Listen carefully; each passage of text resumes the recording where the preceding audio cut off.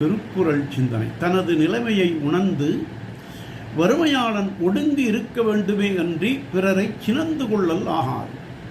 ஒருவரிடம் பொருள் பெற விரும்பி இறந்து சென்று நின்ற பொழுது அவன் உடனே மகிழ்ச்சியோடு கொடுக்கவில்லை என்றால் இரவலன் சினம் கொள்ள நேரிடும். ஆனால் அவ்வாறு சினங்கொள்ளக்கூடாது. இரவலன் ஒருவரிடம் பொருள் பெற துணிந்த பொழுது பல இடையூறுகளும் அவமதிப்புகளும் இன்னல்களும் தொடர்ந்து வருமாதலால் அவற்றையெல்லாம் பொறுத்து கொண்டு அமைதியாக இருக்க வேண்டும். ஏனென்றால் முற்பிறப்பில் தானும் தன்னிடம் இறந்தார்க்கு ஈயவில்லை என்பதற்கு தன் வறுமை துன்பமே போதிய சான்றாகும் என்று அவன் உணர்தல் வேண்டும் என்று தெய்வப்புலவர் இரவு அதிகாரத்தில் இறப்பான் வெகுளாமை வேண்டும், நிறப்பிடும்பை தானேயும் சாலும் கரி என்றார். நாளையும் சிந்தி.